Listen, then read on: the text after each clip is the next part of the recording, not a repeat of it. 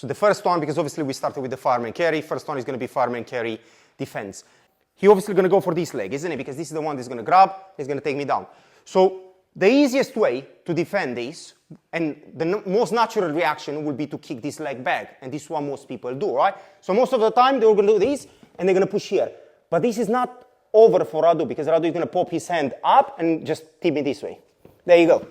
And he's going to finish. So it's not a, there you go, straight into opinion. So it's not a bad way of defending the fireman carry, and it works very well. But people that have been wrestling for a while, or people that use this move as a setup for other moves, if you only defend it like this, you're very likely going to get taken down. So Radu goes in, I sprawl, and he's not going to finish there. There you go. He's still going to put me on my back. So he's still going to finish the fireman carry. So this is why, by only using this defense, you're very likely not going to stop his attack, all right? So now what we're going to do, I'm going to teach you two ways of actually stopping him from, finishing the fireman carry, right? So first one we're going to do, so think about it.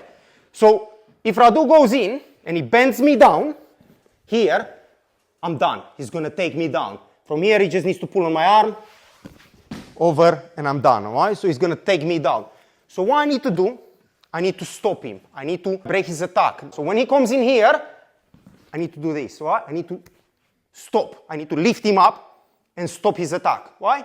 So as soon as I do this and I bring his elbow up, I stop his attack, right? So if I allow him to do this, I'm done, right? I'm not going to recover.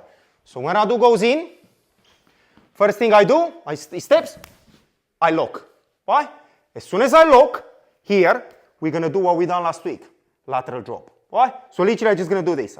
I'm here behind him, I'm just going to do this. I'm going to drop him on his back, right? From here I can actually ride him up, or here I can lock and pin him, right? So there are two options there. You can either literally ride him or lock his leg. So he goes in, I stop, up, lateral drop. We done it last week. And pin him here.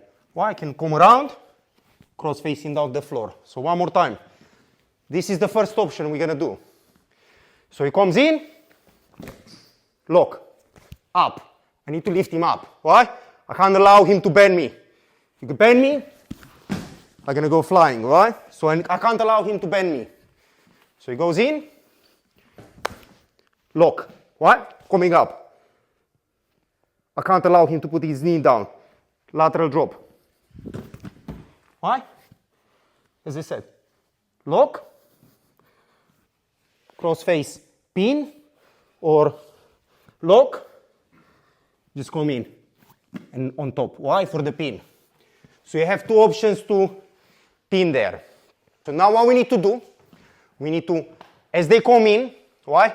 We need to hit them with the hip. So when Radu comes in, why? So here, when he comes in, he's already in, I have to meet him here, and I have to hit him. So he comes in, I'm hitting him with the hip here, and I pop my elbow. So the whole idea when I do this, or when I'm stopping him in, is to clear my elbow. Why? I'm not too bothered about the leg. I need to clear my elbow. If I don't clear my elbow here, he's going to take me down. So if we turn around here. So when he comes in, so here he comes in, I hit him, and I pull my elbow.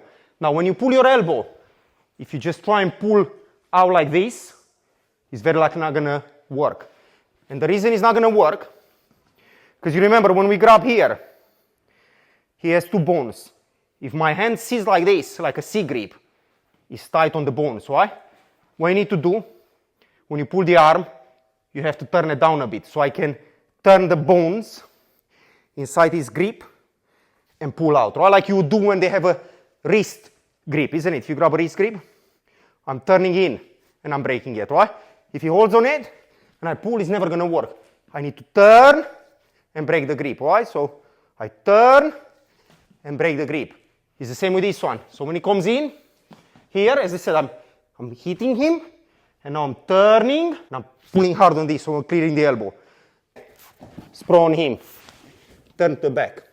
Or, here, if this is locked, or it's tight, and I can't clear it, my leg back, I will use my forearm, throw him, and take his back. Do you guys remember those two options from like 2 months ago? So either press and work around, or hit him and take his back.